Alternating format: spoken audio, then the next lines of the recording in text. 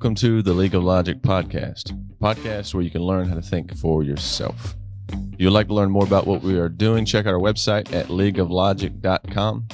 Inside the website, you will find study tools that will help you understand some of the topics that we cover in these conversations. We also have an app that is available on the App Store and on Google Play Store. Please leave us a rating and a review on whatever platform you're listening. It would help us out a lot in getting the word out. Also, whether you're listening on the podcast or watching the video on YouTube or Rumble, please subscribe, follow, or hit whatever button you got to push to keep up with us so you know when new videos and podcasts are coming out. Thank you for listening to the League of Logic podcast. And now get ready for a much needed conversation about truth.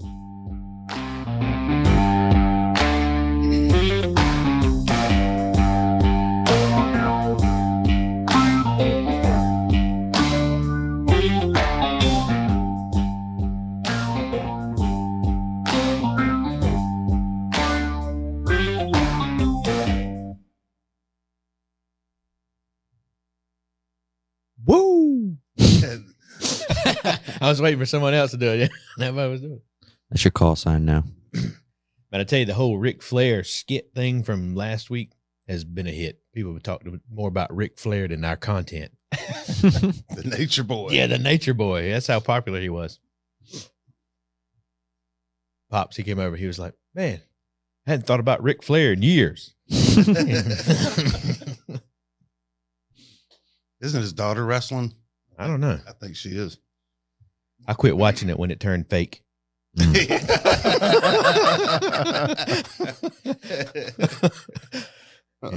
Bunch of sissies come over. They don't want to hurt each other. Remember back in the day, though, man, they would have they would actually cut themselves with razor blades and stuff, so it'd be more blood. You don't remember that, do you? No. That's when wrestling was wrestling. Goodness gracious. Yeah, it was awesome. Yeah, I've heard about it. Yeah. So, yeah, when they went all fake, yeah, it's boring. Was real, wasn't it? I didn't know it was ever real. It was never real. It was never real. But it was real believable. It was believable. It was actually, you did have to be a tough dude to be a wrestler. My favorite wrestler was Rikishi. Who? Rikishi. I don't know who that I is. ain't got a clue who that is. All right, I won't say anything else about him then. Who's Rikishi? I don't want to say. Why? Because his secret move, well, it's not really a secret. I don't know if I should say. His famous move. What was he known for? So if he got you in the corner and he'd beat you up pretty good, he would pull his boxers down and rub his butt in your face. See, that's why I don't know who he is. I just know off of a game. Okay. I used to play a game. And You wanted to be Rikishi? yeah, Rikishi. Oh. And I was like, yeah, Rikishi. And then you do that. Oh man, you just got Rikishi, son. My favorite wrestler was Sting. Really? I like Sting a lot just because of the Scorpion Deathlock. I like the way it was called. I put the Scorpion Deathlock one time on my brother. When we were little, we used to get on my parents' bed. It was big, and it'd be like the wrestling ring, and I'd beat him up like crazy.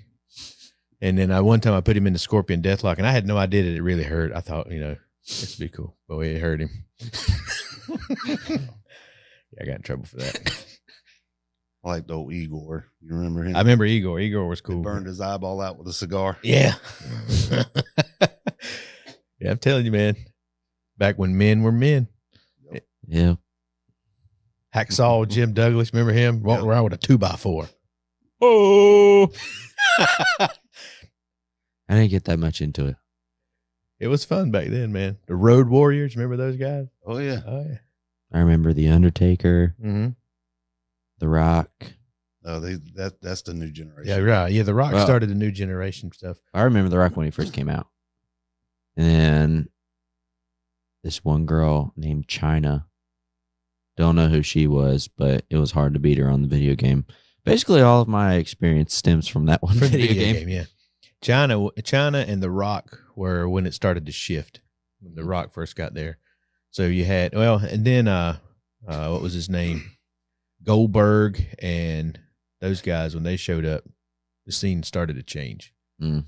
But originally, Andre the Giant and Ric Flair, Sting, The Koloffs. the Koloffs. They used to come out there with chains. Now they really did hit with chains. You just had to be able to take it. I'm the Macho Man Randy Savage. Remember him, man? He was great. Yep. Yeah, the Road Warriors, Bret the Hart. I mean, Yep. come on, man. Yeah. I guess y'all have to Google that. Yeah. Or you not entertained? Yeah. No, now it's toxic. Yeah, now it is toxic. Can't be a man anymore. Why not? Mm. Social Why not? justice, is that what it's called, David? Yes. Or injustice? Is it social justice or social injustice? Social justice. Justice, okay. Yeah, it's all part of that.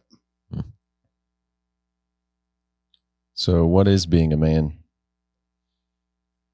Well, it involves genitals. Mm-hmm. Mm-hmm. And I think that you don't even get to pick. You're like born that way. And then what you do later in life determines if you're a toxic male or a sissy.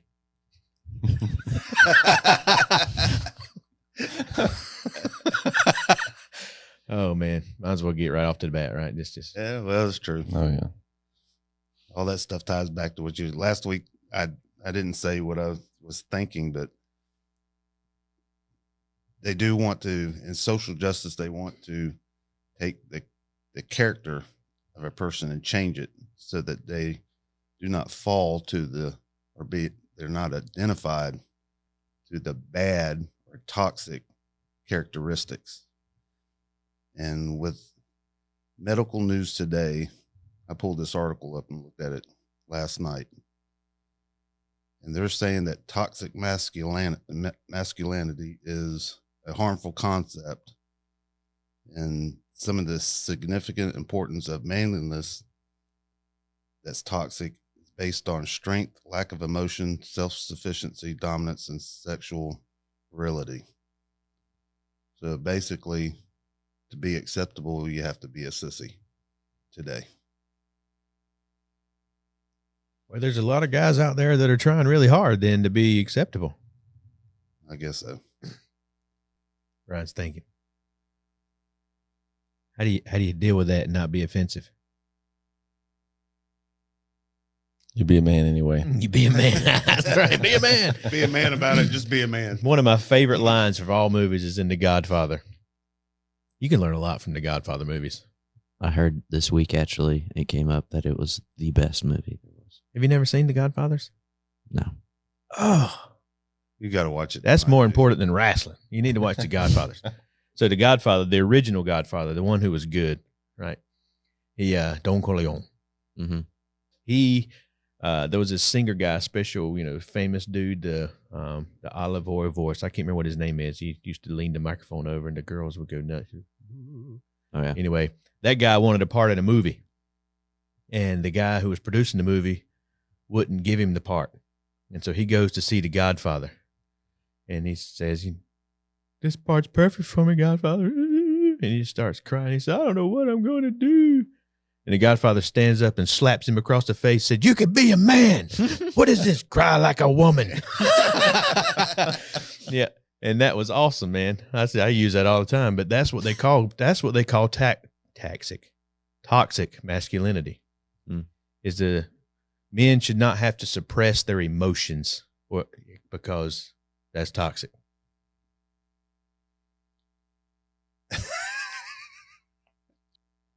I think they're taking an extreme and trying to push another extreme. We all have emotions, and I think we should understand how our emotions work. But at the same time, we should learn not to let our emotions drive us. Learn how to control our emotions. I mean, there's some situations where it's okay to cry. It's okay to be emotional. I cried when my grandma died.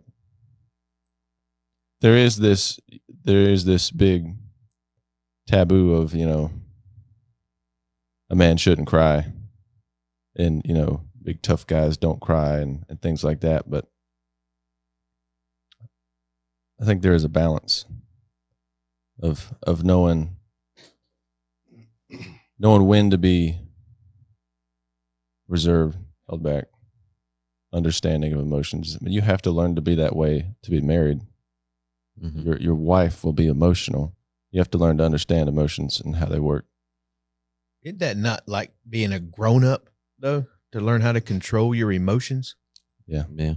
Yeah, y'all are nailing this to all the pieces, because this medical news today, it says that toxic masculinity is the overemphasis of these traits, which lead to harmful imbalances. And some of the traits are aggression, sexual aggression or control, showing no emotion or suppressing emotions, hyper competitiveness, needing to dominate or control others, a tendency toward or glorification of violence, isolation, low empathy, entitlement, chauvinism, and sexism.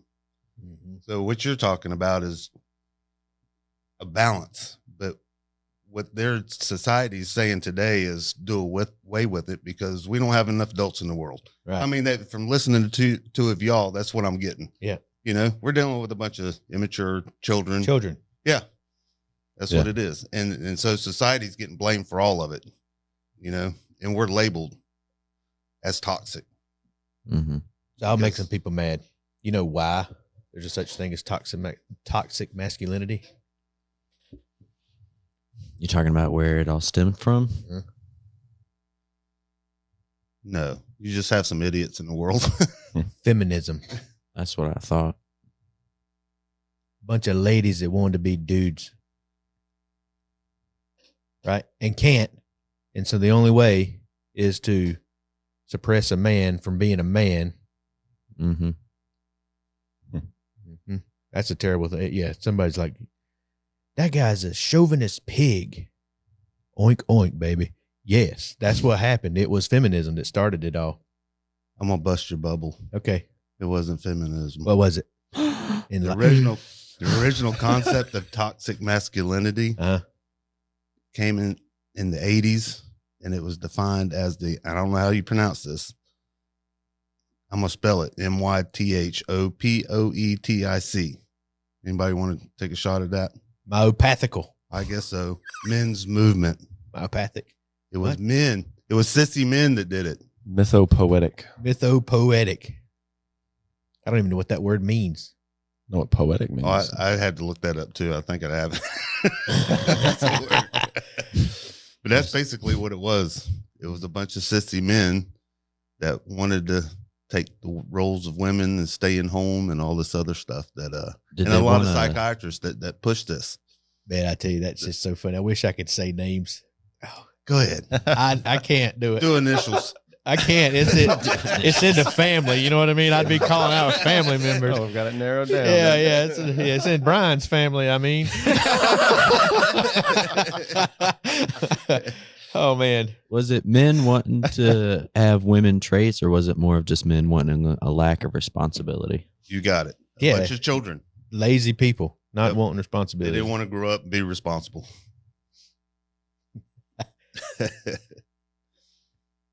I feel like that's the biggest shame of it all changing across the board, going away from there being a manhood out there, is not only do you have a lack of responsibility from a man, just being a man or a man in his home, you also lose other big important things such as, character, like we talked about last week, and then also honor. These things just don't exist anymore, and it's more of a selfish world that we live in now. Me, and you're not thinking about anything else. Yep. And all the fatherless children out there. Mm-hmm. And then they don't have role models. Look, it's masculinity. I mean, we talk about your boy. He's like playing rugby, and he's whooping up on people, and he's bleeding into games and stuff, and you're like, raw. I mean, that's awesome. And that's cool. It is cool. But that just means he's a good, tough rugby player. Doesn't define him as a masculine male. Mm-hmm. When we're talking about a person's character, that's just you know what I mean? This is what they're trying to change, is the character, the inside. What is his belief system? Yep. How How does he live his life when he's not playing rugby? These are things that should define a man, right? Mm-hmm. Are you looking after your family? The feminists say, we don't need no looking after. I don't need no man. Exactly. Here, you want to take the lid off of this jar? Anyway, That's what they're after, though. that's what they're after, to change that. And so they've done it by, and it was subtle. You know, I watched things say, well, you don't have to be athletic to still be considered a man. And that's not a false statement. That's true. Mm-hmm. You could be a musician. You could be, an artist. Mm-hmm. You still be a man, whatever. But then they said, well, now whenever you're not being, an athlete or, a ditch digger or guys that get dirty when they go to work, because that's not what defines a man. And then now you're over here in the arts, and that's not what defines a man. They keep shifting it over. Well, you don't have to be the breadwinner for the home. Women can do that. And I guess they can. Mm-hmm.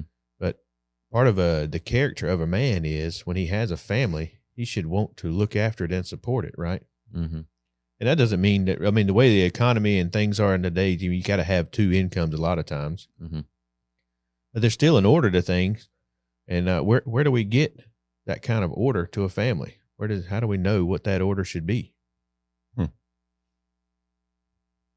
Well, we have a book. Yeah. We have a reliable book. Yeah, exactly. We have a standard. Mm-hmm.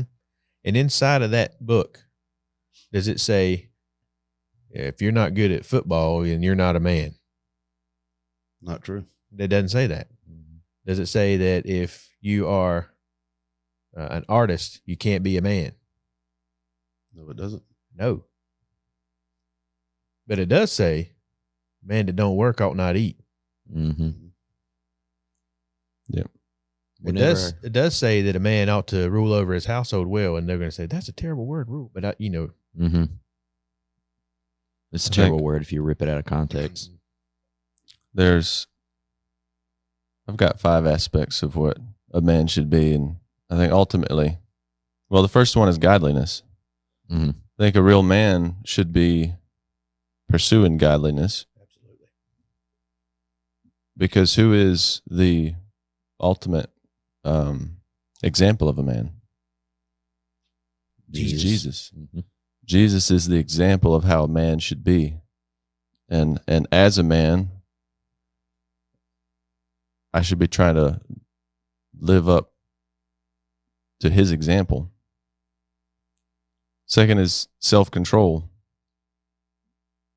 exercising discipline, knowing when to speak, when to not speak, wisdom. That's trying to be like Jesus in self-control. The protector. Actually, in self-control, James actually says it. Let every man be quick to hear, slow to speak, slow to anger. For the anger of man does not produce the righteousness of God.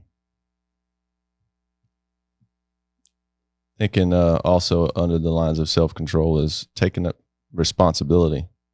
I think that's something we hit around a lot already. Is a man should take responsibility for not only what he does, but also in who is in his care, mm-hmm. which leads to the next ones is he's the protector of the family. It's the man's responsibility to take care of his own family. Jesus showed that in the way that he took care of the church, the bride of Christ. He gave his life for the church. He's the provider of the church. Jesus gave us everything we need. And then also leadership. The man is responsible for leading the family. You're the one, as a man, you're the one that's going to be given an account of how you led your family. Mm-hmm.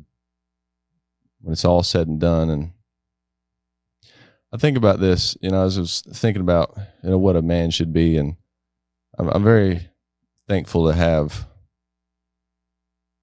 a father the way I had growing up. I think the iron thumb way of leading does not work.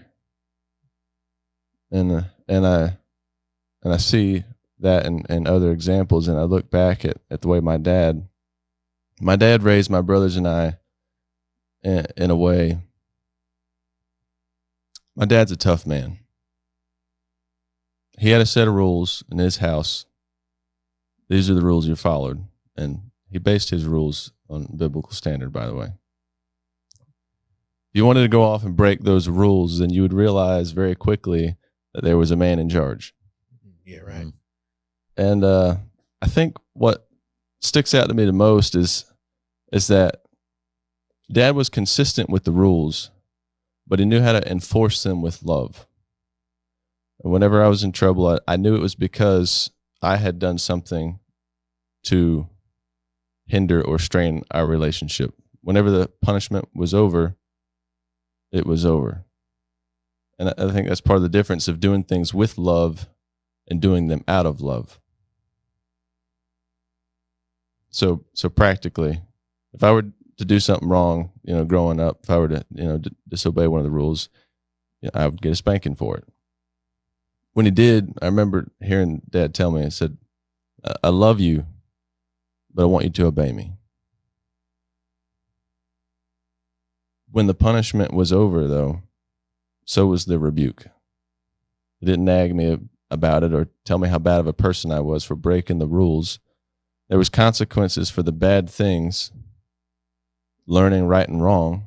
There was consequences, but when that consequence was over, I was still part of the family. And I think my dad had a very good balance of love and discipline. And I think that's important. And I was listening to actually Paul Washer explain this very well.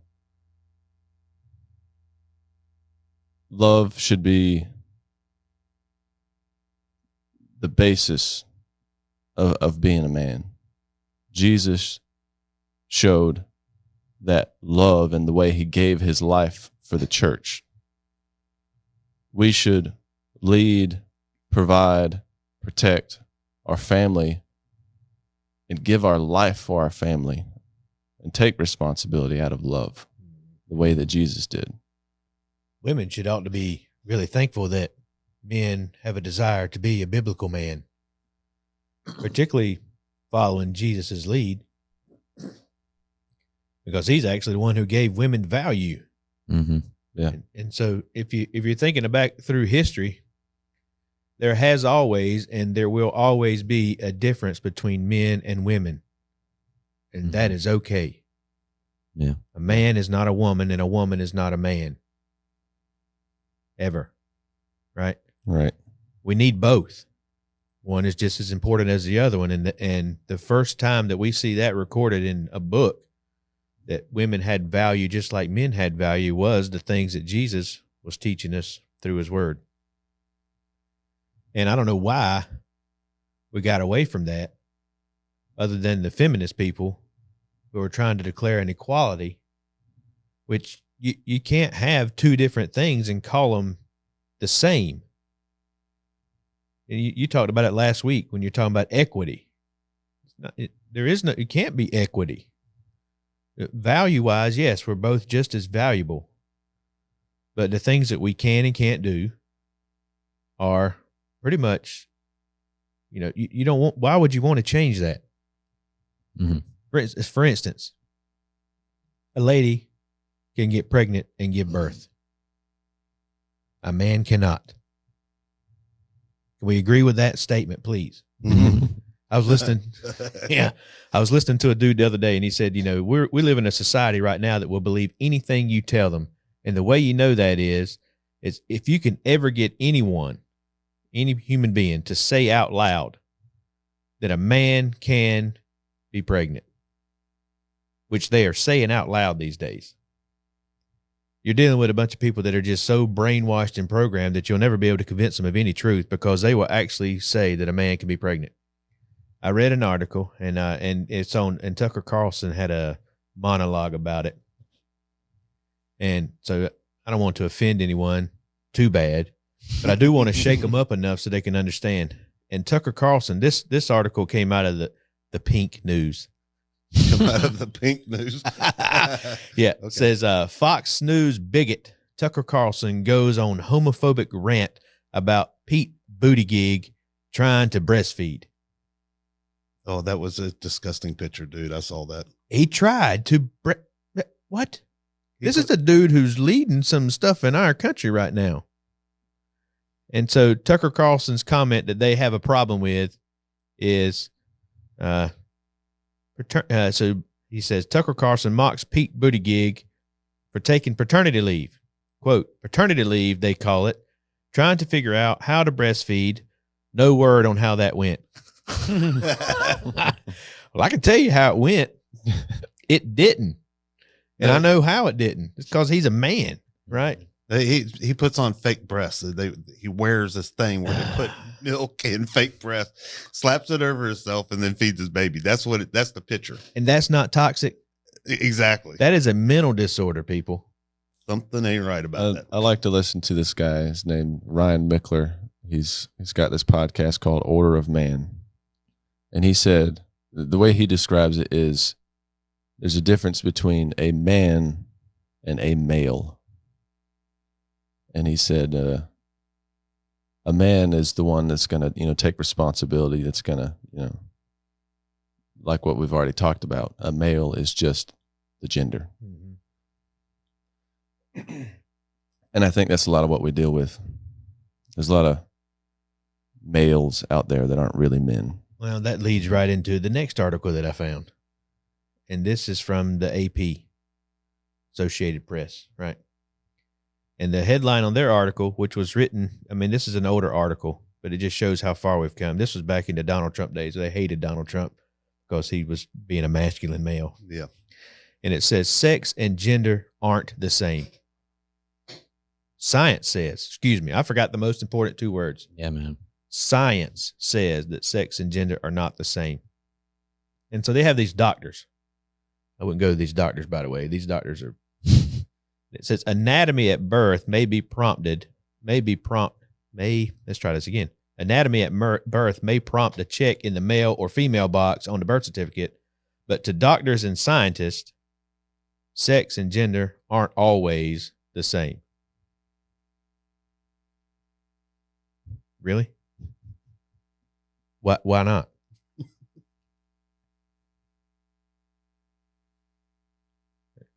Variations in gender identity is a normal part of human diversity. The American Academy of Pediatrics says. These are people that are looking after your kids. Here are some questions and answers about what we can be sometimes blurry lines. These are blurry lines, so they can't tell the difference between a boy and a girl. Phil Robinson said it beautifully one time in his whatever that podcast was. He said, y'all are having trouble deciding on if you're a boy or a girl. I can help you with that. Get you a full-length mirror. Take off all your clothes and stand in front of that mirror. And there you are. And then he said, now some of you boys are going to have to look a little harder than the others, but I promise you it's there. And you'll be able to know the difference. But here's a question. Aren't sex and gender interchangeable terms? That's a question. These are supposed to help you not be blurry. Okay. No.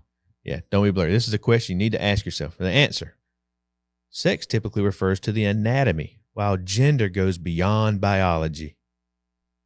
It goes beyond biology. Yeah. The great beyond. Says Dr. Jason Rafferty, a pediatric and child psychiatrist. Well, I give you one thing. It sounds like I'm making fun of the people. I have a compassion for them that you guys probably, a lot of people won't understand. Y'all might understand, but I understand that it stems from a mental disability. Mm-hmm. I do understand that totally. All right, so that's that guy. Gender identity is more an inner sense of being male, female, or somewhere in between. What's in between? I wouldn't even want to imagine what would be in between. You talk about Crowder all the time. Do you ever heard him talk about this? He's got a thing. There's only two genders. Change my mind. I think I have watched it. And one of the questions he asked is, how many genders are there? Nobody knows the answer to that question. Mm-hmm. But they always say hundreds. Well, there's an infinite amount. It all depends on what you feel like that day. And he had one guy stand up one time. He says, I was born a male, but I identify as a lesbian, female, binary, something. I mean, he had like it was a vegetable beef soup of whatever his identity was.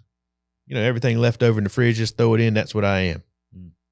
And Crowder was like, really? How do you know that? Mm-hmm. Anyway. Well, it all goes back to our starting points. And our starting point is in Genesis. Yeah. God created Adam. And before he created Eve, he taught him how to till the soil, taught him how to protect, taught him how to be the head. Mm-hmm. And then he brought Eve to him as a gift because he said it's not good that man should be alone. So he created him a helpmeet. Mm-hmm. Yeah. And that helpmeet, Jesus showed us how important that helpmeet is. He died for her. That's our starting That's point. right. Yeah. Mm-hmm. And the Bible teaches that you should cherish your wife, not put her down, not love her. Love her like Christ loved the church. Christ gave his life for the church. I found a poem that I want to read. It's called A Man by Edgar Albert Guest. A man doesn't whine at his losses. A man doesn't whimper and fret, or rail at the weight of his crosses and ask life to rear him a pet. A man doesn't grudgingly labor or look upon toil as a blight. A man doesn't sneer at his neighbor or sneak from a cause that is right. A man doesn't sulk when another succeeds where his efforts have failed. Doesn't keep all his praise for the brother whose glory is publicly hailed.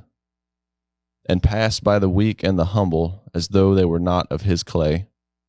A man doesn't ceaselessly grumble when things are not going his way. A man looks on a woman as tender and gentle and stands at her side, at all times to guard and defend her, and never to scorn or deride. A man looks on life as a mission to serve just so far as he can. A man holds his noblest ambition on earth is to live as a man. And I would add that Christ is that example of a man. Mm-hmm. Whenever I read the Bible, I normally, whenever I'm looking specifically at manhood, I get pretty afraid because I know there's a lot of spots where I am failing. And one of the biggest things that scares me is the responsibility aspect. Because I can be responsible for myself. My dad always taught me to be responsible for my own actions. But then being a responsible leader is being responsible for all the actions of the people that are under you. Yeah. You know, for example, yesterday I was working with some inflatables and I rolled up one incorrectly and I had two guys helping me. And it was pretty bad. And my boss, he shouted out who did this. I mean, you know, I raised my hand. I was like, it was me. And I was taking responsibility for my own actions. But then he was talking to one of the other guys, telling him that he should know better than roll it that way. And so I had to go over and I was like, hey, it was my fault. I told him that I would take responsibility for all this. This is how I rolled it. It was all, and you know, that's easier to do. I feel like on a work-based scale. But specifically when it comes to your home and your family and like the kids and the wife, you're responsible for all of that. And we talk about sometimes being the high priest of your family. There's a lot of responsibility that comes with the high priest. And I feel oftentimes like definitely many feminists don't realize all the responsibility that a biblical male has to have. And I'd insert a biblical male, you know. Mm-hmm. And then I mean, just all that kind of freaks me out. But then also at the same time, one thing that I think we need to keep in mind, which we've talked about, I'm not sure if in this group, but that Jesus wasn't a weak person. Many times in pictures, we depict Jesus as someone who's really weak, who's really kind and stuff like that. Jesus was a bad to the bone dude. And he didn't surround himself with a bunch of wimps either. They come to pick Jesus up. Peter pulls out a sword and cuts the soldier's ear off. I mean, he won't. Peter was a rough dude.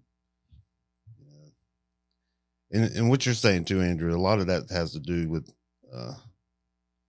you'll get past all that because you're still young and you're still new in marriage.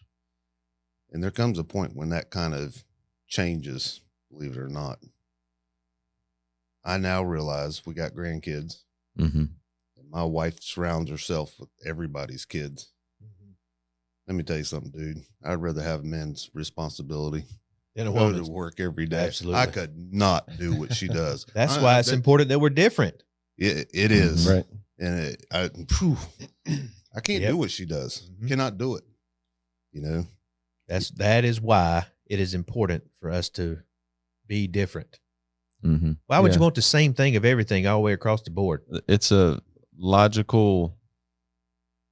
example in logic that's everywhere if you just stop and think about it. Like you mentioned video games earlier. Whenever you get into a video game, what do you have when you're like fighting, for instance? You got different characters, right? Yeah. You have different characters and you got to look through those and decide which one you want to be. And they have different stats and different abilities, right? There's difference. They're not all the same. If everything was in the same, they wouldn't be options, right? We're made differently because we do different things. Men and women are different. We have different types of responsibilities. And that's the way God made it. Yeah. I think according to the Bible, it's actually the man's responsibility to raise the kids. Train your kids. You're supposed to give them the principles which they base on, but there's also very specifics. Older ladies are supposed to train younger ladies how to be ladies, right? And so when you're talking about biblical principles, absolutely, it is the man's responsibility to pass along a basis for what life means, how you're supposed to act. That's the reason why it's correction, direction. But when it comes time to train a daughter to be a lady, I don't want that job. Yeah. Right. Nicole's way better at that than I am. And so, yeah, I thought it was funny. One of these articles had a question in it. It said, can't a genetic test settle if someone is a male or a female? What do you think the answer to that question is? Well, the test is really simple, like what we just talked about with the mirror. Yeah, pretty simple. So if you want to give blood, I guess, sure, whatever. If you need to, if you really want to be poked with a needle, you can. Here's the answer that the doctor gave. It is not likely we're going to find a magic transgender gene. You're kidding me. Yeah. So it doesn't exist. Noting that a mix of genes, chemicals, and other factors contribute, but is not well understood. They try so hard, right? You can't get remember now, the title of this article was Science Says. Science ain't said nothing. That's a pretty absolute statement for a unabsolute article. For an unabsolute article. And, that was actually the last question on the whole article. Remember I told you one time you got to read the whole thing? This was boring because you're reading through it and you're like, what in the world are they talking about? Just recently they had the climate change thing, where that place where Joe Biden fell asleep and, all these people are talking about climate change. This is a brand new article. I mean, this happened like one day ago, it says. Is toxic masculinity the reason there are so many climate hesitant men? Oh my goodness, man. You gotta be. What in the world? Look, that headline caught my attention. I had to read the article, right? I'm like, well, why are toxic males causing climate change? Oh yeah. So I'm just going to, I'll share it. You can read the whole thing. You'll be reading it. And literally every paragraph that I read, I was like, what? Is this what? But I'm going to read one that I thought was the best. Well, I'll read you one tweety. Here's a tweet from Men Engage Alliance. I wouldn't follow them if I were you. Threats of climate change are not gender neutral. Okay. Oh wait, I don't understand that. I don't know what that means. But he said it because it's gender neutral and climate change, and those are hot topics. And so if you put those two words in a sentence, then you must be cool. You're woke. I guess. Yeah. Or a dope one. I don't know which one. Whatever we'll call it, whatever. Say or dope. Yeah. You're a dope, not dope. A dope. A dope. Yeah. I don't know what that one is, but It's because that's what the old people used to call dumb people. Oh, a dope. Okay, Yeah. And then the new people turned it into a drug. Oh. Which Then made that- them a then- dope. Then after that, they turned it into being cool. Then cool, yeah. Yeah, well, you just have to drop the A. Yeah. Dope. You're dope. All right. Threats of climate change are not gender neutral. Gender analysis on climate change over the past 3 decades, and I had to stop. I was like, wait a minute. How do we do a gender analysis on climate change? But anyway, over the past 3 decades, they've been doing gender analysis on climate change. If you didn't know it, they have been. I didn't know it, but evidently it's a big study. Has brought to light that the disproportionate effects of climate change on women's lives, especially those of lower income women. I don't follow any of this. That's I'm lost, man. Me too. I can't make sense of none of this. That's what I'm talking about. That's the whole point of reading this tweet out loud. I'm going to read it all in one thing because I interjected a lot of stuff and it may have confused So- her more. Just so I can kind of get it straight as much as we all can. The climate's changing, and that's affecting poverty level women. Right. There we go. Threats of climate change are not gender neutral. Gender analysis on climate change over the past 3 decades have brought to light the disproportionate effects of climate change on women's lives, especially those of low-income women in the global South setting. And literally, this whole article is like that, and you read it, and you have to read it 3 or 4 times. And you're like, what? How does that even relate? How do you study that? And so they had a video that was showing about it. This little kid, he was walking on a beach, and like the waves were going over his feet, like the water's rising. Well, see that's false. Then if it was a little boy, Oh yeah, I said that. That was me. I'm Okay. sorry, toxic masculinity guy. Anyway, that was a tweet, and then here's the paragraph that I want to read because I think it is hilarious. Okay, are you ready for this? I'm ready. The solution to the toxic masculinity causing additional climate change. Okay. The solution has to be a nuanced one, and is not as simple as putting the blame squarely on the shoulders of men. In fact, experts say that would be counterproductive. Here's the expert, Katrien van der Heijden, a gender expert specialist in masculinity and climate change, says that men who stick to the traditional definition of masculinity are more likely to be disinclined to act for the planet. She explains. That was my first thing I thought was hilarious. Here's a lady who is an expert in masculinity, and I'm just going to say it out loud. Say it. You can't be an expert in masculinity unless you is a male.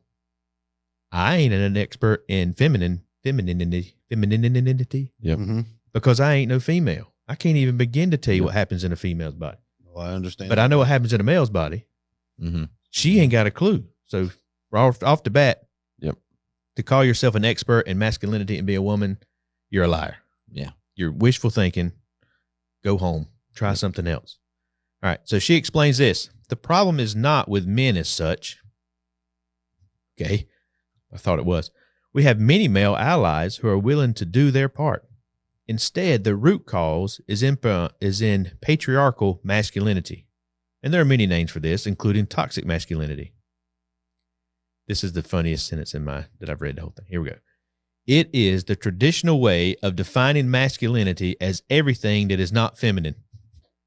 Yep. Sure is. Yes, it is. That's a great statement. And everything that is power and privilege that holds many men back. So masculinity used to be defined as not feminine. man and female can't. They're supposed to be different, right? Yeah, that's pretty good. That's a good definition. Yeah. That's way to go, lady. So it's what I'm getting is gender need not be black and white unless it's dealing with the environment. Or unless you're a woman and you don't want anyone to say that you're not a woman because they can be. Just imagine this, for instance. What if Robin decided to become an expert on women? And Robin wrote an article because I'm an expert on women explaining the problem with women. How well do you think that article would go over with women? Like a lead balloon. I think they'd take it well. Yeah, they'd take it pretty well. I'm an expert, right? I'm an Yeah. expert. Yeah. An expert. I just thought that was hilarious. I was like, well, here we have a lady expert on masculinity, and she's going to tell us what's wrong with us, and that's great. Hands would collectively go to the hip. Like, you said what? That's right. Yeah. But this whole climate thing, there's another lie. Look, I'll give you the biggest thing that you can tell climate change is a lie. You ready? It is no brainer. How many places on oceans have houses on the beach? Pretty much everywhere you go, right? Yeah. You can ride to the beach right now. There's a house on the beach somewhere. Mm-hmm. Yeah. How many of those houses did people have to borrow money to put up or buy? Probably all of them. Probably a lot. Do you think that our financial institutions would loan that amount of money so that the ocean could rise in 10 years and wash them away? How long is a mortgage normally? 30. Uh-oh. It all depends on whether or not you live in Topsail. Oh, they live in Topsail. Now, in Topsail, they get washed away. Yeah, but that's the island shifting, and the south end of the island is growing. That has nothing to do with the ocean rising. No. Every bit to do with, erosion. Mm-hmm. So go to Florida. If the banks were smart and they believed that climate change was real, there wouldn't be many people at all living in Florida. No. What's the high? Florida at its highest is not that high over sea level. If you look at a map of Florida, there's water all over the place. Mm-hmm.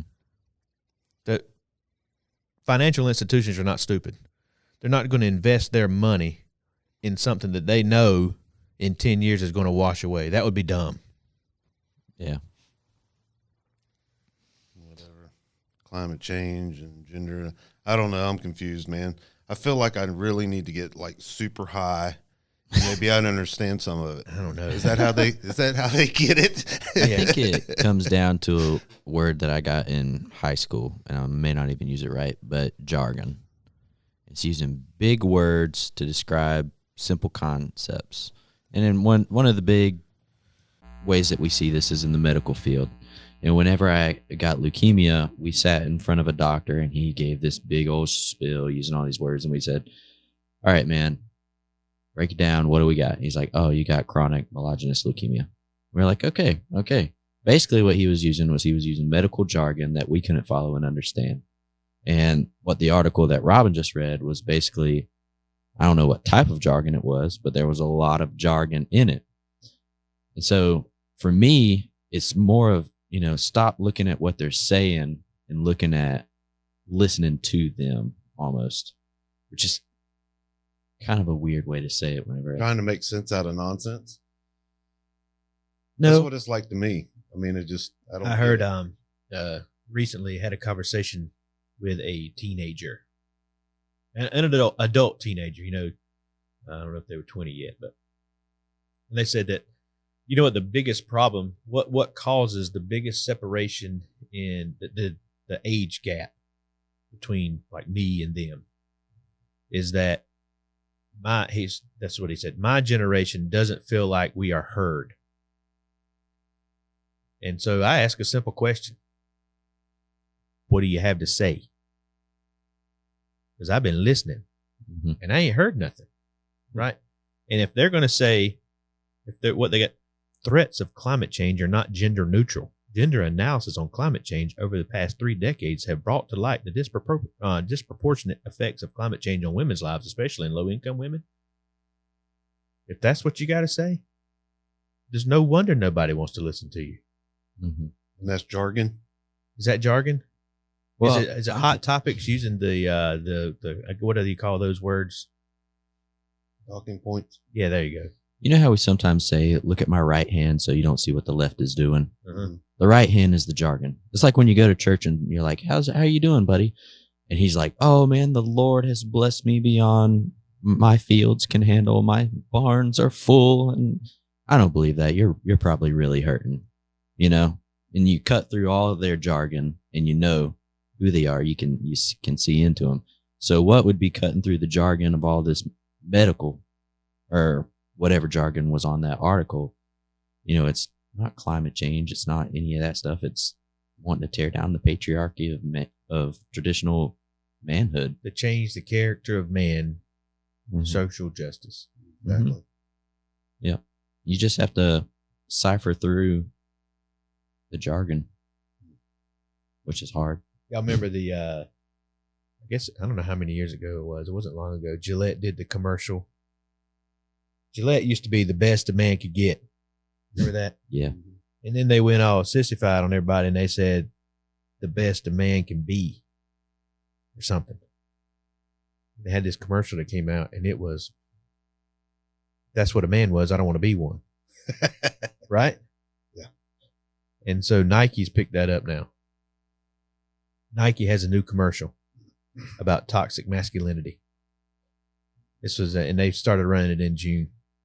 And you can watch it. I'll post a link to it. Basically what happens is you got this old soccer ball on a field because sports now are toxic.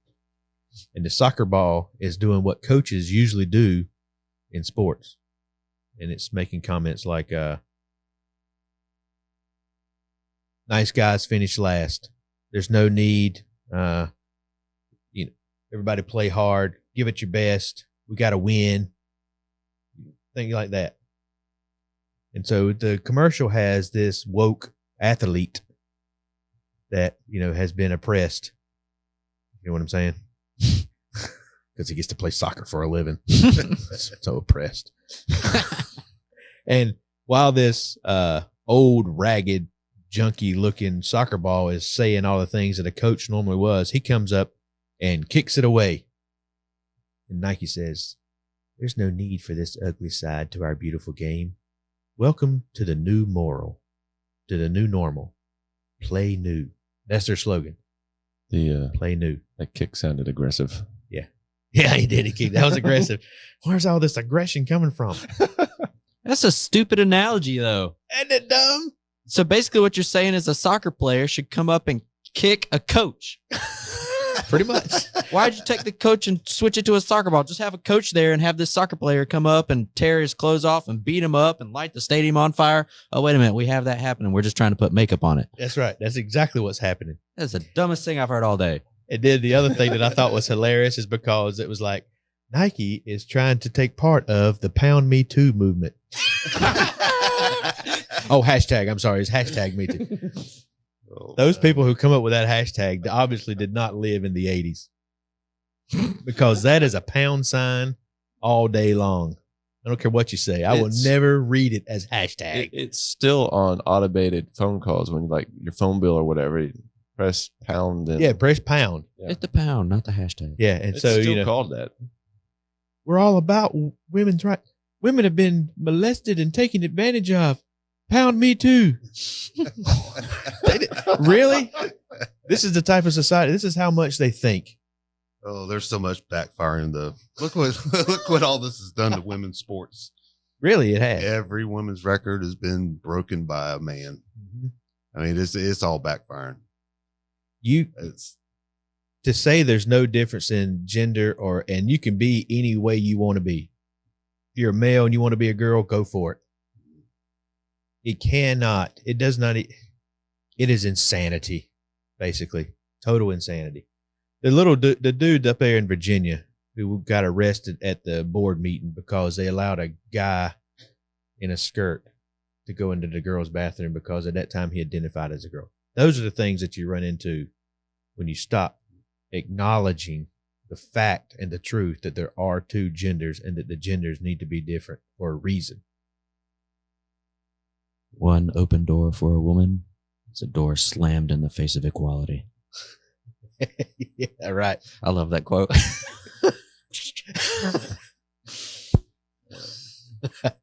Oh, man. There's nothing wrong with being a man. Mm-mm. That's what I think. Maybe that's what drives me the craziest about this whole thing is that to be a man, to be a burly man, to be a dude with a beard and a belly, and to like to cut wood and use nails, and I mean, just get dirty and go to work. There's nothing wrong with that.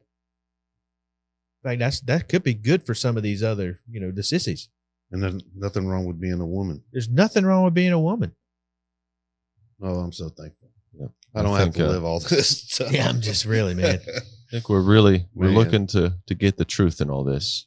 And one of my favorite quotes is from one of the great movies of all time, The Princess Bride. And in that, the man in black, he said, "We are men of action. Lies do not become us." One of my favorite quotes. As you wish. That's a great movie. Yeah. He was very manly, by the way. Yeah.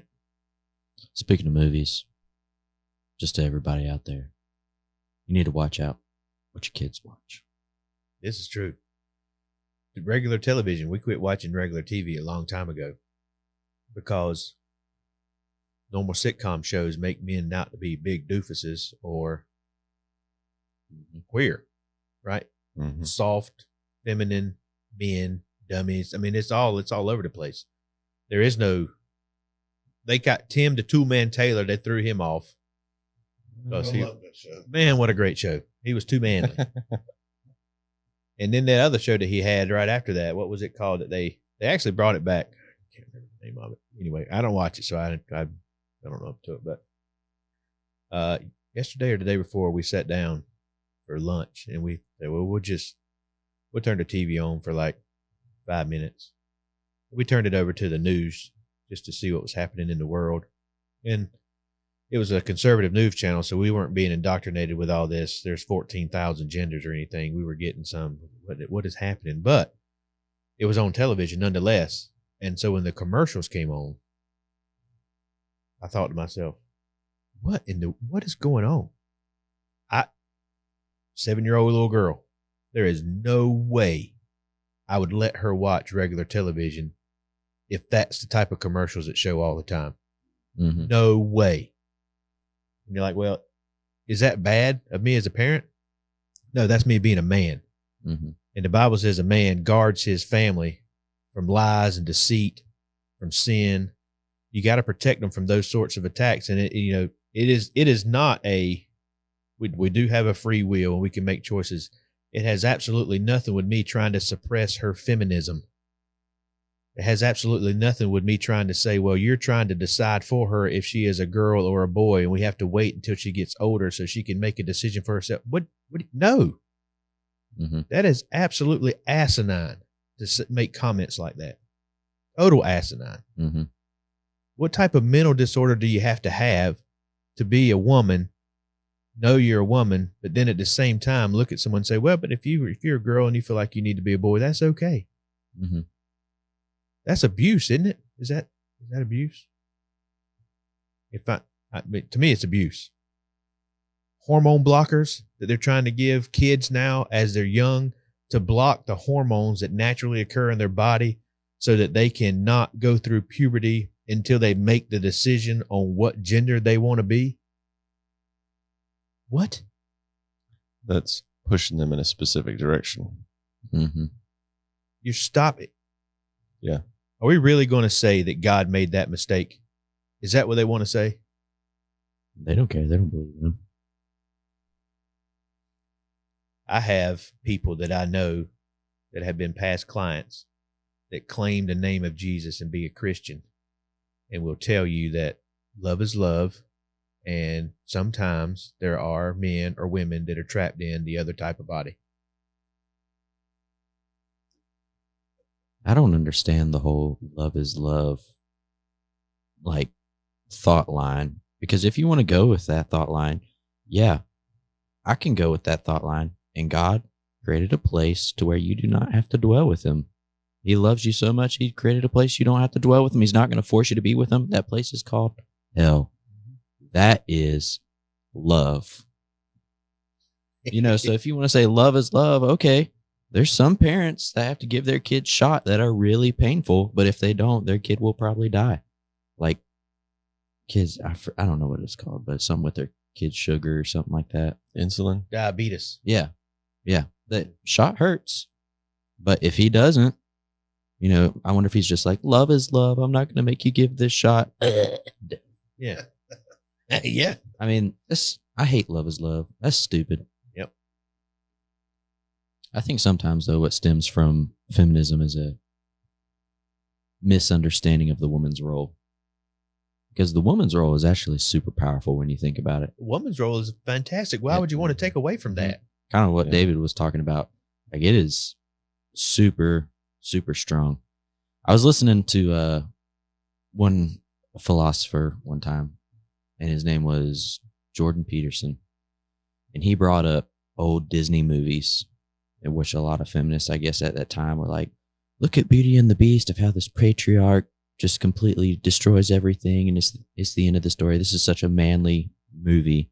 And I thought about it to myself. I was like, you know, maybe they have a point. But then Jordan Peterson started breaking it down, and he was like, well, think about the movie. You know, there's a man that is completely alone and he destroys everything. Nobody can beat him except the beauty. The beauty comes in, tames the beast, and now he becomes a man and he's livable and acceptable in society again. Like, the only thing that was stronger than the beast was the beauty. Yeah. Yeah. And that's part of their role too. I mean, they are the queen bee, so they're in charge of the attitude of what's inside the house. Mm-hmm. Yeah. The Guardian wrote an article, and I don't have it up here, but I'll find it. I read it this week too, and it was about the Marvel movies. And it said that toxic masculinity was being revealed in the Marvel movies, and that the writers of the Marvel movies was doing something about it. And it was giving examples of, for example, Tony Stark, Iron Man. Very cocky, arrogant, masculine, womanizing man. Very proud of himself and all his accomplishments. Was going to save the world by making a computer type system that would guard the world from alien invasion. Mm-hmm. But he never thought about it. Advancing beyond human intelligence and turning on him. And it brought him back to reality, which was exactly what Peppers told him would happen.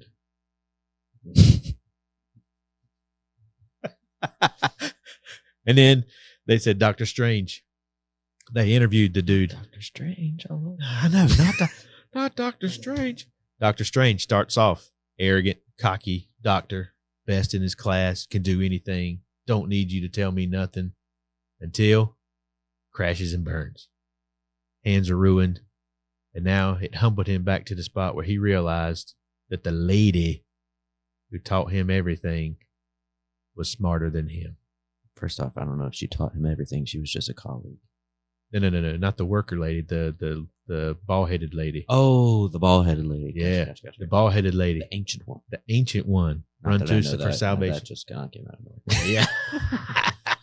And so it's starting to happen. And what the Guardian said was, as the Marvel movies continue, because I think they've got some more in the plan, they just watch out because it's going to get worse. Mm-hmm. You know, they got Superman comics now where he's queer.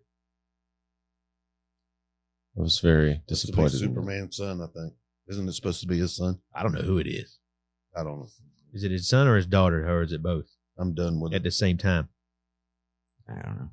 Well, can't be Superman anymore. It's got to be like super gay or something like that.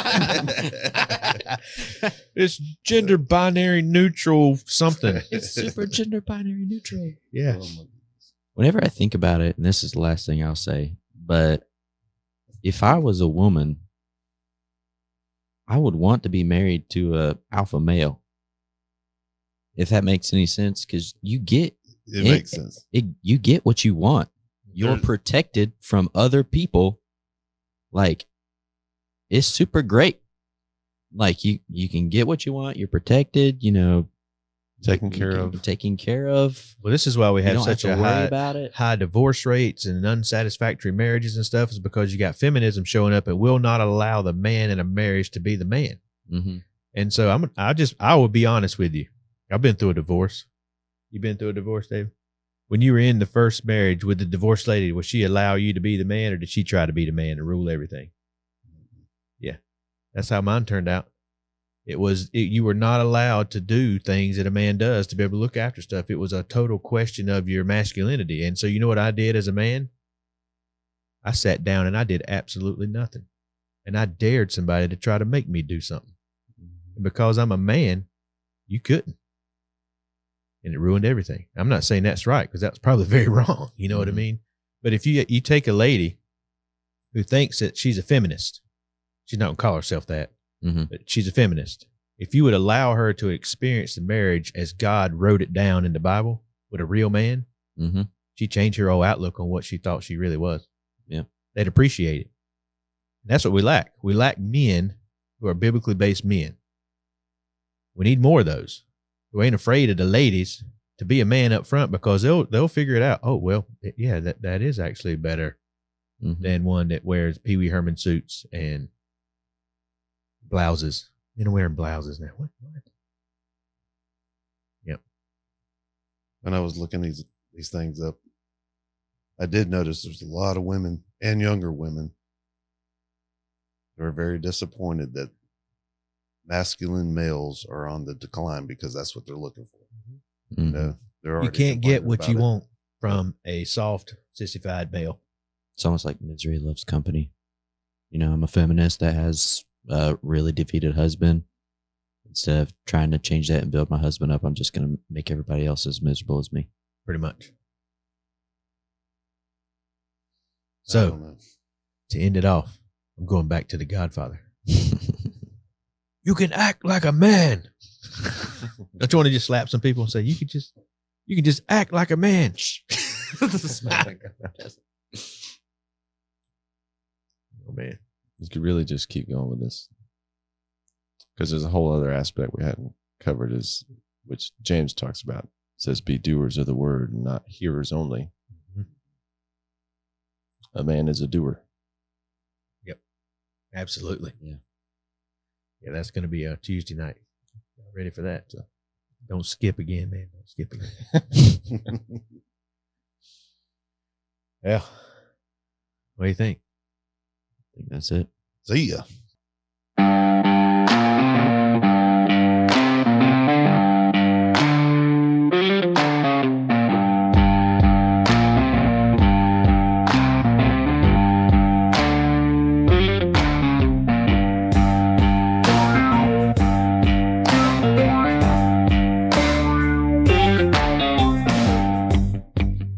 Thanks again for listening to the League of Logic podcast. If you want to know more, as I said earlier, take a look at our website. We've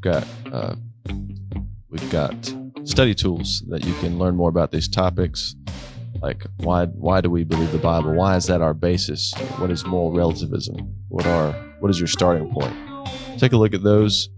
If you haven't already, please leave us a rating and review. It would be very helpful in getting the word out to what we're doing. Haven't already, also please like and subscribe to the podcast channel, whatever button you got to push to keep up with us. Thanks for listening, and we look forward to you tuning in on the next episode.